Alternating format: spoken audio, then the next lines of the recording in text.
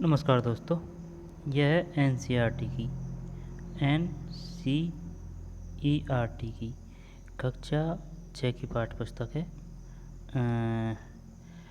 Bobby Connery, old history. ठीक है ना, ओल्ड हिस्ट्री आएगा समझ में। इम्पोर्टेंट बुक है, सभी एग्जामों के लिए समान दृष्टि से उपयोगी है, जिसमें इतिहास आता है। तो चलिए शुरू करते हैं। प्राचीन भारत एनसीईआरटी की ओल्ड वाली है, कक्षा 6 के इतिहास पाठ्य पुस्तक। हर एक फैक्ट को, तथ्य को आराम से समझते हुए याद करते चलेंगे, और जो इम्पोर्टेंट फैक्ट होंगे कि भाई यहाँ से क्वेश्चन बन सकता है या फिर ये एग्जाम में आ सकता है, उसको अपन अच्छी तरह से देखेंगे हैं। तो चलिए शुरू करते हैं। ये उस समय की प्राचीन कलाकृति है। ये जग है, जग, इसको जग बोलते हैं। उस समय ये था भाई, जल भरने का या फिर कुछ होगा। ये देख कलाकृति, ठीक, मिट्टी का है। हाँ, मिट्टी का है।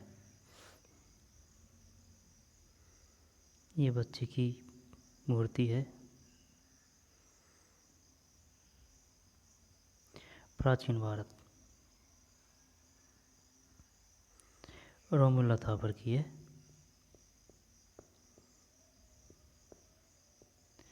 राष्ट्रीय शिक्षा नीति 1986 के सफल क्रियान्वयन के लिए शिक्षण तथ्यों और शिक्षण विधि का पुनर्गठन बड़ा महत्वपूर्ण है। राष्ट्रीय शिक्षक अनुसंधान और प्रशिक्षण परिषद में इस दिशा में प्राथमिक और माध्यमिक शिक्षा के लिए एक राष्ट्रीय पाठ्यक्रम का खाका प्रस्तुत किया है।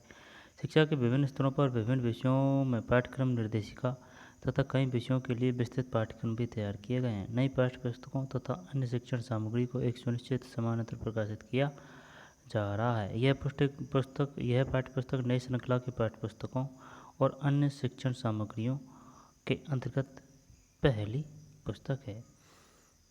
ठीक है, नई पाठ्य पुस्तकों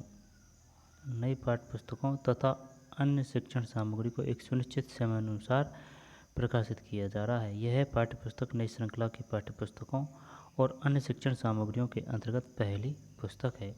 कक्षा 6 और उसके आगे सामाजिक विज्ञान के एक पृथक विषय के रूप में इतिहास पढ़ा जाता है। परिषद के पाठ्यक्रम संबंधी मार्गदर्शन के अनुसार यह सिफारिश की जाती है कि उच्च प्राथमिक स्तर कक्षा 6-7 पर भारत के इतिहास को पढ़ाया जाए। परिषद यह भी सिफारिश करती है कि प्राचीन भारत के इतिहास को कक्षा 6 में, मध्यकालीन भारत के इतिहास को कक्षा 7 में, प्राचीन को 6 में, मध्य को 7 में, और आधुनिक भारत के विषय में कक्षा 8 में जानकारी दी जाए। यह राष्ट्रीय शिक्षा व्यवस्था के निर्माण के लिए राष्ट्रीय शिक्षा नीति में एक राष्ट्रीय पाठ्यक्रम के खाके के साथ साथ केंद्रित पाठ्यक्रम के कुछ क्षेत्रों पर अधिक बल दिया गया है। पाठ्यक्रम में ऐसे अनेक क्षेत्र और मूल्य हैं जिन्हें इतिहास अध्ययन के माध्यम से प्रोत्साहित किया जा सकता है। भारत के सांस्कृतिक मूल्यों को समझने के और इस विशाल देश के अतीत और वर्तमान को समझने के लिए इतिहास पाठन के संबंध में अपनाई गई नीति की आवश्यकता है। इससे अन्य आवश्यक उद्देश्यों की पूर्ति होती है, जैसे वैज्ञानिक प्रगति का विकास होता है और लोकतंत्र, धर्मनिरपेक्षता, समानता, सामाजिक बाधाओं को दूर करने में सहायता मिलती है। धार्मिक उग्रवाद, अंधविश्वास, संकीर्ण मनोवृत्ति और हमें पीछे ले जाने वाली ऐसी अनेक प्रवृत्तियों से संघर्ष करने का बल भी मिलता है। परिषद की स्थापना से ही परिषद को इतिहास के अनेकों कोटि के विद्वानों का सानिध्य और सहयोग मिलता रहा है। इन विद्वानों ने विद्यालयों में इतिहास की पढ़ाई से संबंधित अनेक कार्यक्रमों में हमारा मार्गदर्शन किया है। राष्ट्रीय शिक्षक अनुसंधान प्रशिक्षण परिषद द्वारा प्रकाशित इतिहास की पाठ्यपुस्तक और पाठ्यक्रम विषय के प्रति अधुनातम वैज्ञानिक दृष्टिकोण का प्रयोग किया गया है। पुस्तकों में परंपरागत अथवा वंशानुगत इतिहास को पढ़ाने के बजाय संस्थाओं, मूल्यों तथा विकास के वैज्ञानिक दृष्टिकोण को अपनाया गया है। इसी कारण इतिहास की पुस्तकों का पुनर्गठन संभव हो सका है। इसकी आवश्यकता काफ़ी दिनों से महसूस की जा रही थी। इस श्रृंखला में नई पाठ्य पुस्तकों के निर्माण में परिषद को इस देश के अनेक प्रख्यात विद्वानों और शिक्षकों ने सहायता की। प्रोफेसर रोमिला थापर ने प्राचीन भारत के इतिहास की पाठ्यपुस्तक तैयार की है। इसके पहले संस्करण का निर्माण एक संपादकीय मंडल ने किया था, जिसके अध्यक्ष डॉक्टर एस गोपाल थे। Doctor S Nurul Hasan, doctor Satish Chandra और डॉक्टर रोमिला थापर माननीय सदस्य थे। डॉक्टर के मैत्रा के सचिव की भूमिका निभाई थी। वर्ष 1966 में परिषद ने इसका प्रथम प्रकाशन किया था। 1966 में। हम प्रोफेसर थापर के प्रति आभारी हैं जिन्होंने इस संस्करण का निर्माण किया। यह पाठ्यपुस्तक परिषद की नई पाठ्यपुस्तकों की श्रृंखला में प्रथम है और यह भारत के प्राचीन समय से 8वीं शताब्दी तक के इतिहास का विवरण प्रस्तुत करती है। मध्यकालीन और आधुनिक भारत पर इतिहास की पाठ्यपुस्तकें तथा यह पुस्तक मिलकर छात्रों को उच्च प्राथमिक स्तर पर 3 वर्षों में हमारे देश और जनगण के इतिहास से परिचित कराएंगे। परिषद प्रोफेसर अर्जुन देव के प्रति आभारी है जिन्होंने पांडुलिपि के निर्माण के विभिन्न चरणों तथा प्रकाशन के विभिन्न स्तरों पर सहयोग दिया है। Shrimati Indira Arjun Dev, professor S Khan, doctor Kamaruddin के अभ्यास, निर्माण और चित्रों के चयन में सहायता की है। श्री सुधीर मालाकर ने मानचित्र बनाए हैं। श्री गुणाकर मूले ने इस पुस्तक का हिंदी संस्करण प्रस्तुत किया है। गुणाकर मूले ने। परिषद इन सब के प्रति आभारी है। परिषद भारतीय पुरातत्व सर्वेक्षण के प्रति आभारी है जिसने इस पुस्तक में व्यवहार किए गए चित्रों को जुटाने में मदद की। परिषद इस पाठ्यपुस्तक के संबंध में पाठकों के द्वारा की गई टिप्पणी और दिए गए सुझावों का स्वागत करेगी। PL मल्होत्रा, निर्देशक, नई दिल्ली, राष्ट्रीय शिक्षक अनुसंधान और प्रशिक्षण परिषद। ये पढ़ना है भाई अपन को। आई बात समझ में। प्राक कथन, भारतीय इतिहास कथन। पहला अध्याय है आदिम मानव, नगर जीवन का आरंभ, वैदिक युग का जीवन, भारत 600 से 400 ईसा पूर्व तक, मौर्य साम्राज्य, भारत 200 ईसा पूर्व से 300 ईसा पूर्व तक, गुप्त काल, फिर छोटे छोटे राज्यों का युग, भारत और संसार। ज़्यादा बड़ी है नहीं है, कर लेंगे है। ये उस समय का फोटो है।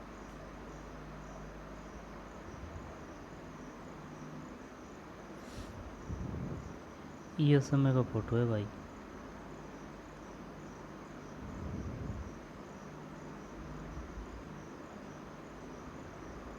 ये उत्खनन करता है।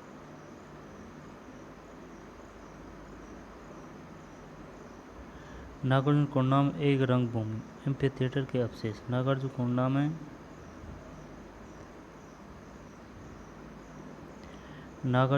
में एक रंगभूमि यानी कि एम्फी थिएटर नागार्जुन कोंडा में के अवशेष। नागार्जुन कोंडा में इस तथा अन्य अनेक स्थापत्यों का निर्माण इक्ष्वाकु राजाओं के शासनकाल में ईसा की 3री-4थी सदियों में हुआ था। नागार्जुन सागर बांध तैयार हो जाने पर ये प्राचीन स्मारक जलमग्न हो जाते, इसलिए इस रंगभूमि को और यहाँ के अन्य अनेक स्मारकों को एक एक पत्थर और एक एक ईंट सहित उठाकर जलाशय के बीच में एक ऊंची पहाड़ी पर अपने मूल रूप में पुनः स्थापित कर दिया गया।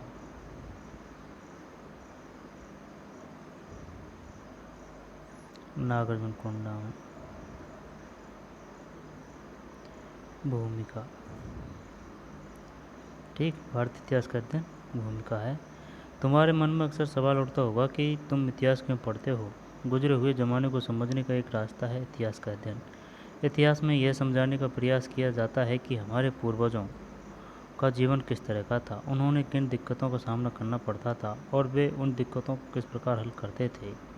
अतीत को जानना तुम्हारे लिए अत्यावश्यक है क्योंकि तभी तुम आज के भारत की परिस्थितियों को बेहतर ढंग से समझ सकते हो। तभी तुम्हें अपने देश की कहानी मालूम होगी। इस कहानी की शुरुआत सदियों पहले हुई। अब इतिहास के अध्ययन का तरीका कुछ बदल गया है। पहले इतिहास में ज़्यादातर तारीखों घटनाओं की, अधिकतर केवल राजनीतिक घटनाओं की भरमार रहती थी। अब इतिहास का दायरा विस्तृत हो गया है। अब इतिहास में जीवन के अनेक पहलुओं का समावेश होता है। जीवन के विविध अंगों के अध्ययन को ही हम संस्कृति कहते हैं। जीवन के विविध अंगों के अध्ययन को ही हम संस्कृति कहते हैं। एक ज़माना था जब समझा जाता था कि कला, स्थापत्य, साहित्य और दर्शन से संबंधित जानकारी ही संस्कृति है। अब संस्कृति में समाज की सभी गतिविधियों का समावेशन होता है, इसलिए इतिहास में समाज के केवल उच्च वर्गों का ही नहीं बल्कि समाज के सभी स्तरों के समुदायों का अध्ययन होता है। अब इतिहास में राजाओं और राजनीतिज्ञों के अलावा उन सामान्य लोगों के बारे में जानकारी रहती है जिन्होंने इतिहास को बनाने में योग दिया।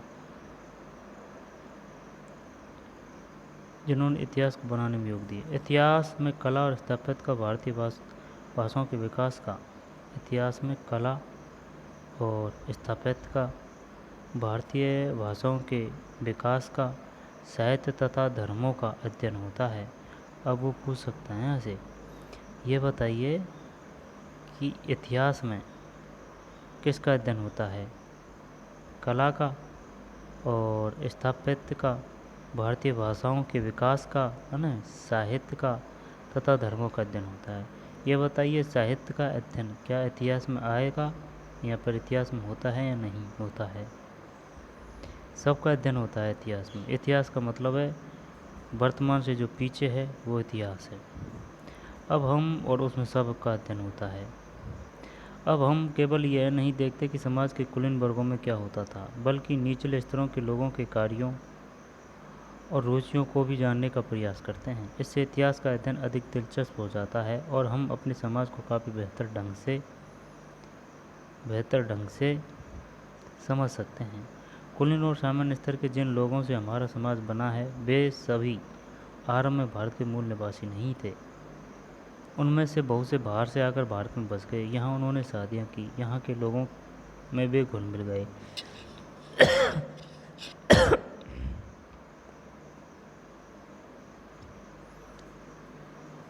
गए। और भारतीय समाज का अंग बन गए।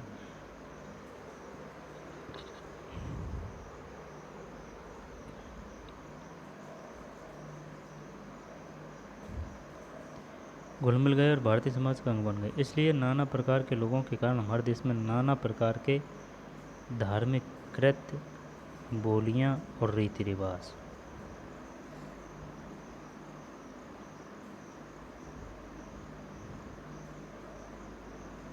कुछ भारतीय लिपियां। अशोककालीन ब्राह्मी ईसा पूर्व 3री शताब्दी। अशोककालीन है भाई, ये आई बात समझ में? ये अलग ही है यार, ये अक्षरन को कुछ अता पता ही नहीं चलता। ये देख उल्टा बाई है, ये उल्टा बाई है। और ये जो बाई है उल्टा, इसमें कुछ हलंत है, शायद ये चित्रात्मक है। ये चित्रों का अलग अलग अर्थ होता होगा शायद। गुप्त बाकाटक ब्राह्मी 4वीं-5वीं शताब्दी। ये 3री शताब्दी है ना, और ये 4वीं और 5वीं शताब्दी।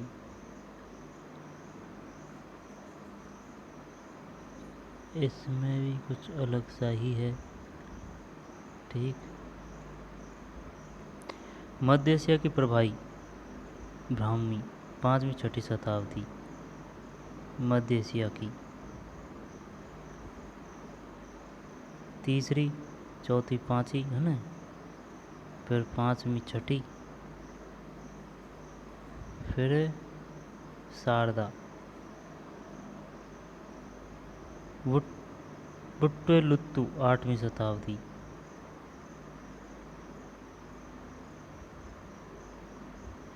कुछ समझ में नहीं आ रहा भाई, ये जाने क्या है, लेकिन भाषा है ये। इनसे पता चल रहा है कि प्राचीन काल से अब तक ऐसी भाषाओं का विकास हो चुका है। तमिल ग्रंथ 10वीं शताब्दी। तमिल ग्रंथ है ना, उसके 10वीं शताब्दी में इस भाषा का उल्लेख था। ये तो कुछ मिलती है तमिल से, है ना, ये तमिल है। और वैसे भी जैसे कि भाई जिसकी भाषा समझने को आती है ना, उसको दूसरी भाषा अलग ही लगती है, बहुत बड़ी लगती है, ठीक। अब जैसे कि हम हिंदी भाषी हैं तो हमको तमिल अलग ही लगती है कि भाई क्या है। बोलने पर तो फिर भी कुछ पता चलता है, लेकिन लिखाई दिखाई में तो कुछ पता नहीं। ये उड़िया है, ये बंगला है, ये गुजराती है। अब ये सबन में एक ही बात लिखी गई है, क्या शायद भारत एक महान देश है ना, भारत एक महान देश।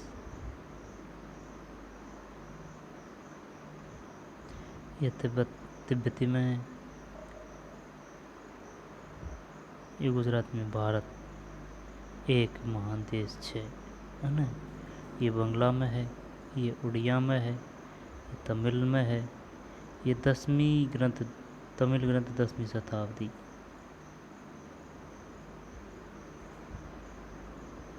ठीक भैया, आगे चलते हैं। प्रचलित हमारे कई मौजूदा विचारों के बारे में हम सोचते हैं कि ये पुराने ज़माने में चले आ रहे हैं, इसलिए सही है, लेकिन हर मामले में ऐसा नहीं है। इसलिए अपने इतिहास को ठीक से जानने और समझने में हमें बड़ी सावधानी बरतनी चाहिए ताकि इसका दुरुपयोग न हो। वर्तमान को समझने के लिए अतीत को समझना अत्यंत जरूरी है। ये बात सही है। वर्तमान को समझने के लिए अतीत को समझना अत्यंत जरूरी है। इतिहास की सही जानकारी दो चीज़ों पर निर्भर करती है। एक है स्रोत सामग्री का विवेचन करके सावधानी से उपयोग करना। अन्वय स्रोत सामग्री। प्राचीन काल के इतिहास वेताओं को विभिन्न किस्म की स्रोत सामग्रियों का उपयोग करना पड़ता है। इसमें से कुछ स्रोत सामग्री विश्वसनीय होती है और कुछ नहीं भी होती, इसलिए विश्वसनीय स्रोत सामग्री को ज़्यादा महत्व देना जरूरी है। दूसरी चीज़ यह है कि इतिहास वेता अपने कुछ क्या बता रहा है, स्रोत सामग्री का उपयोग करना पड़ता है। इसमें से कुछ स्रोत सामग्री विश्वसनीय होती है और कुछ नहीं भी होती, इसलिए विश्वसनीय स्रोत सामग्री को ज़्यादा महत्व देना जरूरी है। दूसरी चीज़ यह है कि इतिहास वेताओं अपने कुछ कथनों के बारे में जो दलीलें देते हैं वे बुद्धि संगत होनी चाहिए।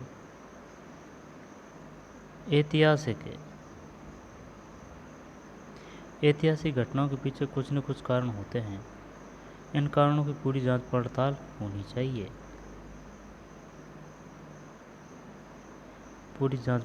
चाहिए। अतीत की बुद्धिपूर्वक जांच पड़ताल करना तो और भी ज़्यादा ज़रूरी है। केवल इस तरीके से ऐतिहासिक ज्ञान आगे बढ़ सकता है। इसके अलावा अतीत का अध्ययन बड़ा ही दिलचस्प होता है। यह गड़े हुए खजाने की खोज के खेल जैसी चीज़ है। गड़े हुए खजाने की खोज के खेल, ठीक है ना, जैसी चीज़ है। इस खेल में खजाने को खोजने के लिए भिन्न भिन्न जगहों पर सुराग या संकेत छिपे रहते हैं। एक सुराग मिलने पर तुम्हें अगले सुराग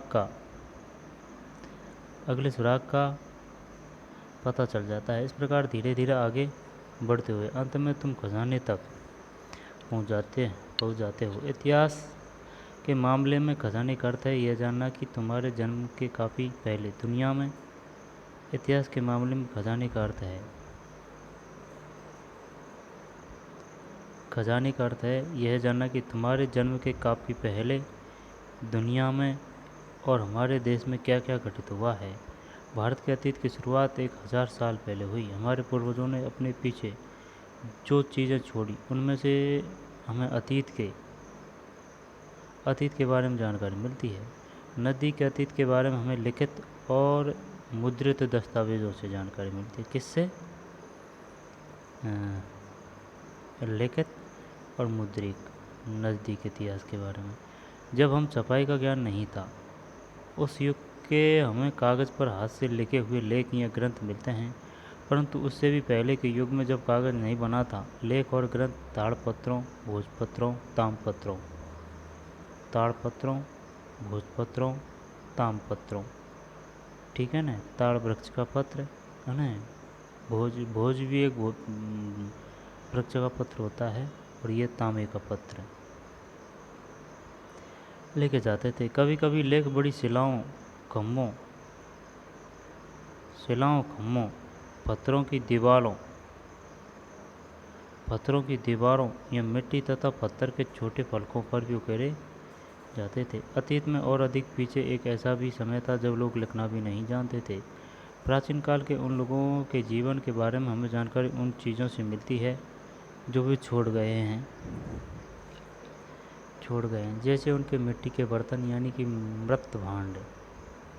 प्राचीन काल के उन लोगों के जीवन के बारे में हमें जानकारी उन चीज़ों से मिलती है जो वे छोड़ गए हैं, जैसे उनके मिट्टी के बर्तन, मृत भांड, या उनके हथियार और औजार। ये ठोस चीज़ें हैं इन्हें हम देख सकते हैं, छू सकते हैं। कभी कभी तो इन चीज़ों को सचमुच ही धरती से खोद कर निकालना पड़ता है। ये तमाम चीज़ें ऐतिहासिक खजाने को खोज निकालने के खेल के सुराग हैं। सुराग अनेक प्रकार के हो सकते हैं।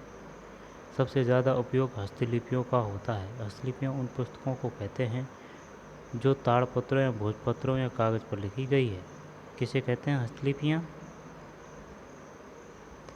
हस्तलिपियाँ उन पुस्तकों को कहते हैं जो ताड़पत्रों या भोजपत्रों या कागज़ पर लिखी गई है।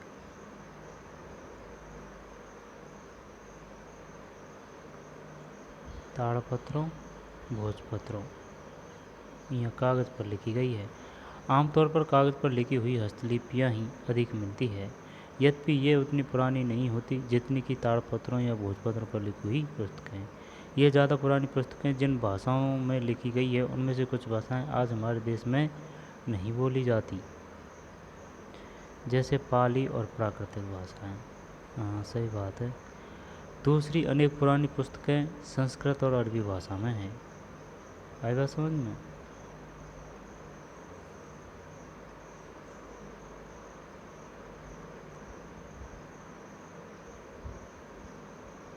पाली और प्राकृत और दूसरी अनेक पुरानी पुस्तकें संस्कृत और अरबी भाषा में। इन भाषाओं का आज भी हम अध्ययन करते हैं और कभी कभी धार्मिक संस्कारों में भी इनका इस्तेमाल करते हैं, पर आज हमें इन्हें अपने घरों में नहीं बोलते। तमिल भाषा में भी पुरानी पुस्तकें मिलती हैं।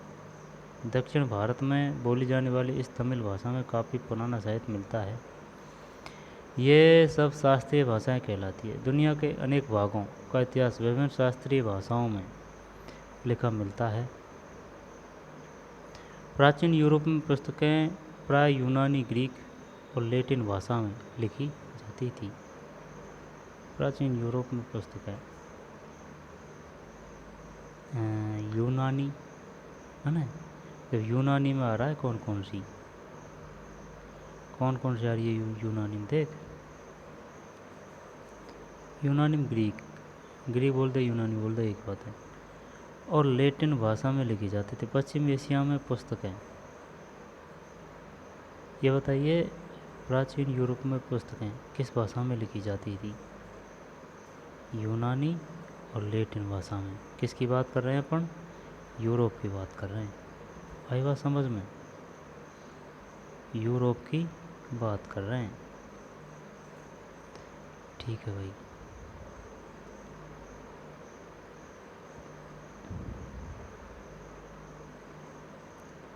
प्राचीन यूरोप पुस्तकें प्राय यूनानी और लैटिन भाषा में लिखी जाती थी। पश्चिम एशिया में पुस्तकें,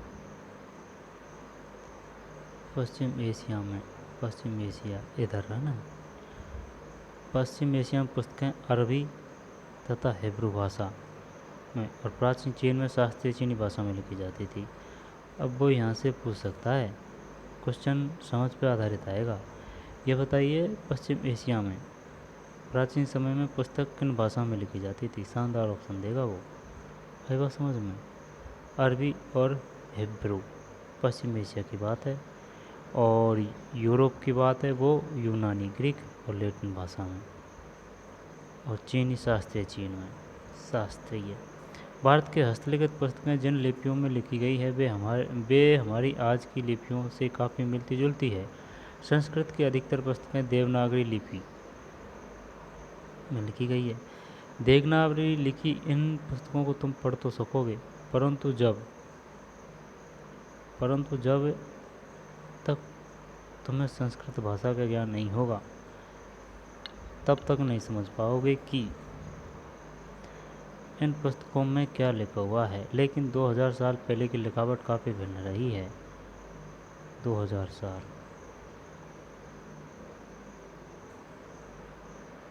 उस ज़माने का अभिलेख पढ़ने के लिए तुम्हें उस पुरानी लिखावट या लिपि को मेहनत करके सीखना होगा।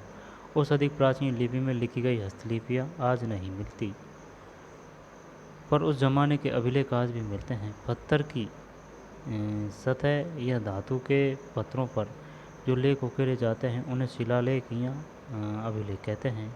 देश के विभिन्न भागों से अभिलेख शाखाओं में ऐसे अनेक अभिलेख मिले हैं। अतीत के बारे में जोड़ बटोर कर जानकारी प्राप्त करने के लिए अभिलेख एक प्रकार के सुरागों का काम करते हैं। हस्तलिखित पोथियाँ प्राय पुस्तकालयों में मिलती है, परंतु अभिलेख शिलालेखों, स्तंभों, प्रस्तर फलकों, भवनों, धातु पत्रों पर पाए जाते हैं। भारतीय इतिहास के बारे में अधिकतर जानकारी हमें पुरातत्व विज्ञान द्वारा जुटाए गए सबूतों से मिलती है। प्राचीन काल के अवशेषों के अध्ययन को पुरातन विज्ञान कहते हैं। सही अंडरलाइन करिए इसने कि प्राचीन काल के अवशेषों के अध्ययन को पुरातत्व विज्ञान कहते हैं। पुरातत्व विज्ञान किसे कहते हैं? यहाँ पर पुरातत्व विज्ञान से आप क्या समझते हैं बताइए। प्राचीन काल के अवशेषों के अध्ययन को। इन अवशेषों में स्मारक या भवन, सिक्के, मिट्टी के बर्तन, पत्थर तथा धातु के और औजार, प्रतिमाएं, मूर्तियाँ, इन अवशेषों में स्मारक या भवन, आई बात समझ में, सिक्के, मिट्टी के बर्तन, पत्थर तथा धातु के औजार, प्रतिमाएं, मूर्तियाँ तथा अन्य अनेक किस्म की ऐसी चीज़ें होती है जिनका सदियों पहले ये लोग अपने दैनंदिन जीवन में उपयोग करते थे। कुछ अति प्राचीन नगर और गांव या तो उजड़ गए या नष्ट हो गए और उनके मकान धरती के भीतर समा गए। उनका उत्खनन करना पड़ता है, यानी उन्हें धरती के भीतर से खोदकर निकाला जाता है। परंतु कुछ प्राचीन भवन आज भी खड़े हैं, जैसे मंदिर। इनका उत्खनन करने की जरूरत नहीं है। पुरातत्व विज्ञान की सामग्री से हमें जानकारी मिली है कि हजारों साल पहले के भारत के स्त्री पुरुषों का जीवन किस प्रकार का रहा है। उसे हम आदिम अवस्था वाला जीवन कहते हैं। क्या कहते हैं? उसे हम आदिम अवस्था वाला जीवन कहते हैं, क्योंकि लोग अपनी जीविका के लिए ज़्यादातर प्रकृति पर निर्भर करते थे। पुरातत्व विज्ञान।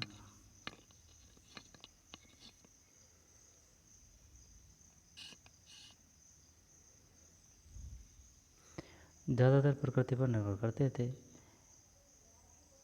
न वे अपना भोजन पकाते थे, न उनके कपड़े सिले होते थे, न वे अपना भोजन पकाते थे, न उनके कपड़े सिले होते थे, न ही उनके घर होते थे, क्योंकि वे अनाज और सब्जियां नहीं उगाते थे। पौधों और पेड़ों से जो मिलता था यह उसी पर गुजारा करते थे और पशुओं को पालने की बजाय उनका शिकार करते थे। इसलिए उन्हें हम खाद्य संग्राहक कहते हैं। खाद्य संग्राहक, ठीक, खाद्य संग्राहक। आगे जब धीरे धीरे उन्हें अपने आसपास के पौधों तथा पशुओं के बारे में अधिकाधिक जानकारी मिली और उनके औजारों और काम करने के ढंग में सुधार हुआ, तब उनका जीवन सुविधाजनक बनता गया। अंत में उन्होंने पौधे उगाने और पशु पालने के तरीके खोज निकाले। उस अवस्था वाले मानव को हम खाद्य उत्पादक कहते हैं। ठीक है ना, खाद्य उत्पादक। तब मानव केवल उन चीज़ों पर निर्भर नहीं रह गया था जो प्रकृति में सहज मिल जाती है, बल्कि उसने आवश्यक वस्तुओं का उत्पादन करना प्रारंभ कर दिया था। जीवन में यह एक बहुत बड़ा सुधार था। जल्द ही इन लोगों के जीवन स्तर में इतना अधिक सुधार हुआ कि वे न केवल बढ़िया झोंपड़ियों में रहने लगे, बल्कि उन्होंने चिंतन करने, अपने विचारों को लिपिबद्ध करने और अपना रहन सहन सुधारने में पर्याप्त समय मिलने लगा। भारत एक बड़ा उपमहाद्वीप है, परंतु इसके भौगोलिक लक्षण सुस्पष्ट है। उत्तरी सीमा पर जो पर्वत हैं वे भारत को पश्चिमी तथा मध्य एशिया, उत्तरी सीमा पर ये उत्तरी सीमा है, ठीक है ना, ऊपर की साइड चीन वगैरह, नेपाल वगैरह। उत्तरी सीमा पर जो पर्वत हैं वे भारत को पश्चिमी तथा मध्य एशिया से अलग करते हैं, परंतु इन पर्वतों में जो अनेक दर्रे, हिमालय की बात कर रहा है, वे संपर्क के रास्ते थे और सदियों तक लोग इनमें से दोनों ओर आते जाते रहे हैं। ये पहाड़ी दर्रे विचारों के आदान प्रदान के भी मार्ग बने हैं। सिंधु और गंगा के मैदान उपजाऊ क्षेत्र थे, इसलिए अनेक लोग यहाँ बस गए। आरंभ में यहाँ अनेक जंगल थे। धीरे धीरे इन जंगलों को काटा गया, जमीन को कृषि योग्य बनाया गया, तभी जाकर इन मैदानों में कई राज्यों का उदय और विस्तार हुआ। यदि तुम दिल्ली से कलकत्ता तक रेल यात्रा करो तो तुम्हें दूर दूर तक खेत नजर आएंगे। आज यकीन करना कठिन है कि किसी समय इस क्षेत्र में घने जंगल रहे हैं। भारतीय प्रायद्वीप एक ऊंचा पठार है, इसमें अनेक नदियां बहती है। आर्मन नदियों की इन घाटियों में ही आदमी ने अपनी बस्तियां बसाई थी। भारत के पश्चिमी तथा पूर्वी समुद्र तट, भारत के पश्चिमी तथा पूर्वी समुद्र तट के क्षेत्र भी उपजाऊ थे। पूर्वी समुद्र तट का क्षेत्र अधिक उपजाऊ है, ठीक है ना, पूर्वी, क्योंकि यहाँ अनेक नदियाँ डेल्टा बनाती है। जिन क्षेत्रों में वातावरण अनुकूल होता है वहाँ अधिकतर बस्तियाँ स्थापित हो जाती है। विभिन्न क्षेत्रों में पैदा होने वाली चीज़ों का लेन देन करने के लिए बस्तियों के बीच अक्सर ही संबंध स्थापित हो जाते हैं। ऐसे लेन देन से व्यापार का जन्म होता है और संपर्क सूत्र व्यापारी मार्गों में बदल जाते हैं। संपर्क सूत्र व्यापारी मार्गों में बदल जाते हैं। व्यापार से लोगों के आवागमन को बढ़ावा मिलता है। व्यापारी एक स्थान से दूसरे स्थान जाते हैं और इस प्रकार लोगों में आपसी मेल मिलाप बढ़ता है। सबसे पहले लेन देन और आवागमन करने वाले वे पशुचारी लोग थे जो अपने पशुओं को विभिन्न चारागाहों तक ले जाते थे। सबसे पहले लेन देन और आवागमन करने वाले वे पशुचारी लोग थे जो अपने पशुओं को विभिन्न चारागाहों तक ले जाते थे। आबाद हुए किसानों से संबंध स्थापित करते थे और अपने साथ लेन देन की कुछ चीज़ें लेकर चलते थे। जहाँ ऐसे लेन देन में सफलता मिली वहाँ धीरे धीरे लेन देन के काम को पूरा जिम्मा व्यापारियों ने ले लिया और तब वाणिज्य व्यवसाय को बढ़ावा मिला। इसलिए पशुपालन, कृषि तथा व्यापार मनुष्य के महत्वपूर्ण कार्य हैं और ये इतिहास विकास की प्रमुख भूमिका अदा करते हैं। कौन लोग कहाँ से आए यह जानने का एक तरीका है उस क्षेत्र की भाषाओं का अध्ययन करना, ठीक है ना। कौन लोग कहाँ से आए यह जानने का एक तरीका है उस क्षेत्र की भाषाओं का अध्ययन करना। एक स्थान से दूसरे स्थान पर जा बसने वाले लोग अपने साथ अपनी भाषा भी ले जाते हैं। तब इन लोगों की भाषा का स्थानीय लोगों की भाषा के साथ मिश्रण होता है। भाषाओं के इस मिश्रण से एक नई भाषा जन्म लेती है। जिन क्षेत्रों के लोगों का दूसरे लोगों के साथ अधिक संपर्क होता है उनका जीवन तेज़ी से बदलता है, परंतु कुछ ऐसे भी क्षेत्र होते हैं जो दूसरों से कटे हुए या अलग थलग बने रहते हैं। ऐसे क्षेत्रों के लोगों में कम परिवर्तन होता है। भारत के कुछ क्षेत्रों में ऐसे क्षेत्र अधिकतर परिवर्तन नहीं हुआ। ऐसे क्षेत्रों में अक्सर जो लोग बसते हैं उन्हें हम आदिम जनजाति या आदिम संस्कृतियाँ कहते हैं। भारतीय संस्कृति अध्ययन के लिए इनका बड़ा महत्व है। इनका जीवन क्रम प्राचीन भारत के उस समय के लोगों के जीवन के समान है तब भारतीय संस्कृति का प्रारंभ हो रहा था। इनमें से अनेक पुराने जीवन मूल्य मौजूद हैं जो भारत के अन्य भागों से अब लुप्त हो गए हैं। हमारे लिए सौभाग्य की बात है कि भारत में ऐसी आदिम संस्कृतियाँ अब भी जीवित है। इनमें से हमें अनेक बातों की जानकारी मिलती है,